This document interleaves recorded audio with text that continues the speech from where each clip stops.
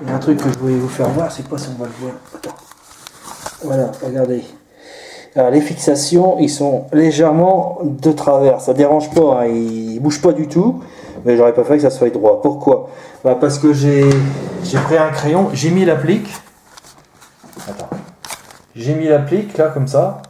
Et il y avait des trous, j'ai pris un crayon, j'ai tracé. Mais le problème c'est qu'il aurait fallu que je perce directement comme je fais d'habitude, mais je ne l'ai pas fait, j'étais obligé de faire ça rapidement. Et en perçant, si le forêt se déplace d'1 millimètre, sur la longueur 1 millimètre ou 2, ben, ça donne ça. Parce que les vis, ils sont justes. Voilà. Mais bon, c'est un petit peu de travers, mais aucune incidence. Un peu tard que jamais. Alors, j'ai tracé un trait ici. Alors derrière, c'est son décroché qui fait ça, comme ça. Là, vous avez la vis qui fait monter le meuble ou descendre le meuble. C'est vraiment un truc génial. Et celle-ci, c'est pour tirer le crochet de ce sens-là pour que le meuble il soit plaqué. Vous voyez? Pareil par là. Par contre, quand il est suspendu, ils m'ont demandé de mettre une patte en dessous là et percer. Moi, j'ai fait mieux. J'ai pris une vis de 55 mm de placo. J'ai percé ici, j'ai tracé le milieu. J'ai pris un forêt de 6 à bois ou à métaux. Et une fois percé, j'ai pris la... Ah, vous voyez, c'est ça là. Donc après, j'ai pris le forêt de... Non, la forêt métaux. Forêt béton. Je l'ai mis niveau là-haut. J'ai fait un tout petit trait là. Pour surveiller, c'est que le meuble il s'en va pas un peu à droite, un peu à gauche, parce qu'il fait un peu balancier légèrement.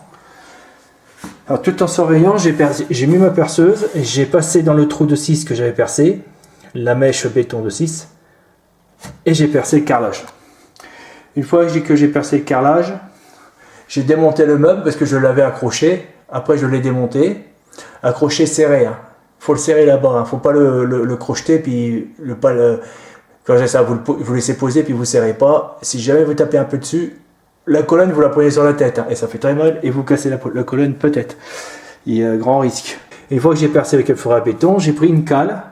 Je suis passé par derrière parce que derrière il y a un vide de 2 cm derrière. Et j'ai pris une colle, un tasseau, un bout de bois qui traînait, un bout de poilette. Je l'ai percé, je l'ai mis derrière. Enfin, j'ai démonté le meuble. Et une fois que la cale est percée, je l'ai mis derrière. J'ai passé la vis dessus. Et après la cale, il y avait donc j'ai passé la vis, la paroi, celle-ci, la cale qui est derrière. Et j'ai mis un morceau de carton large comme ça, que j'ai pas percé, mais j'ai planté dans la vis. D'accord? Pourquoi? Bah déjà, il me manquait 1 mm. Donc le carton, c'était bon. De plus, le carton, vu que j'ai piqué la vis dedans, la vis, elle tombe pas. Par contre, la vis, je l'ai fait dépasser pour que de telle manière qu'il soit à ras. À la limite du rebord en bois, hein, pour pas être embêté.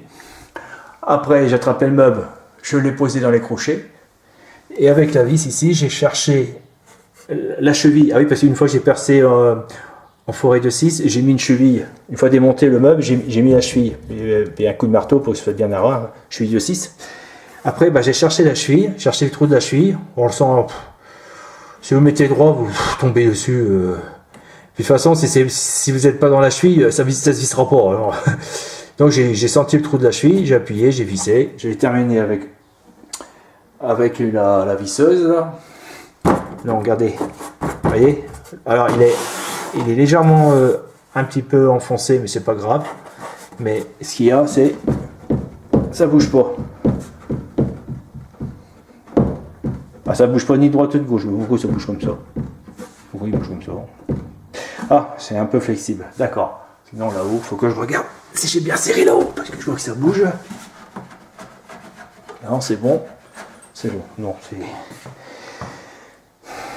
Bon, cette vis-là, elle n'est pas faite pour tenir le meuble. Elle est faite pour pas que le meuble ni à droite ni à gauche. Surtout ça. Si vous mettez pas cette vis-là, et puis que la cliente, elle ouvre la porte un grand coup, le meuble, il peut partir comme ça, et il part comme ça, il se décroche. Et une fois décroché, bah, il ne s'accroche plus, hein, parce que vu que vous l'avez serré, donc le crochet il repart un peu plus loin. la cliente ne peut pas le raccrocher et le meuble, au pire, et comme ça, elle vous appelle au secours. Ou elle décroche le meuble et puis elle lui tombe sur les pieds et puis là, vous te faites engueuler, mais sérieusement. On est là. Ok. Ça, on le met ici. Ok. Donc là, vous avez ça à ouvrir. Oh, qu'est-ce que je fais moi? Oh, pas ça, pas ça. Ben, putain, ils ont donné ça dans l'emballage. On va mettre ça par terre. Qu'est-ce qu'il faut pas faire pour tenir la caméra? On fait des bêtises quand on tient la caméra. La preuve. Voilà, tac. Il y a 4 verres. 4 verres. Un ici, je dirais. Alors, non. Un ici, et plutôt un là.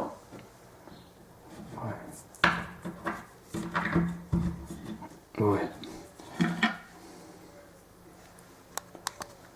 Vous voyez quelque chose?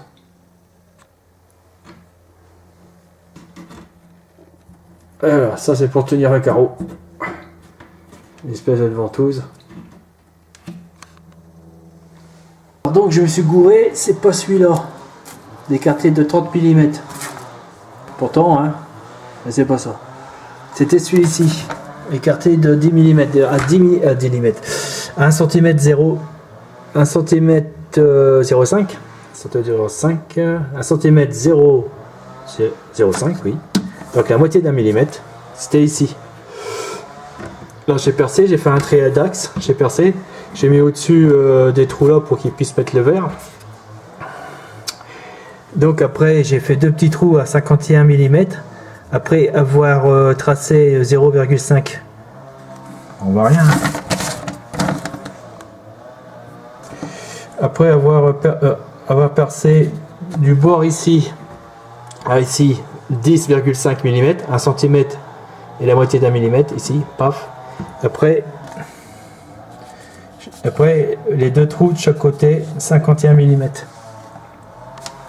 Donc voilà, donc ici j'ai percé le premier trou et le deuxième à 51 mm ici.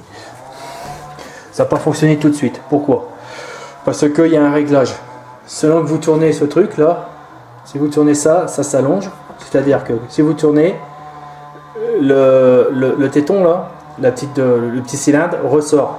Si vous le serrez, donc il faut le sortir d'abord. Si vous le serrez de l'autre sens, il rentre plus. Alors le truc c'est qu'il faut qu'il ressort un peu de telle manière que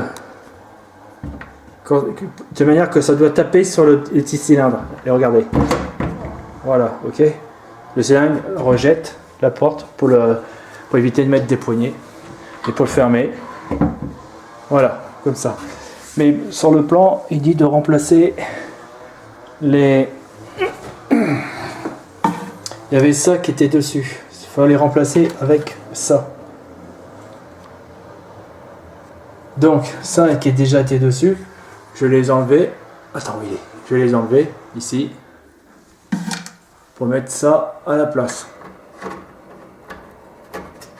Et je trouve que ça tape quand même.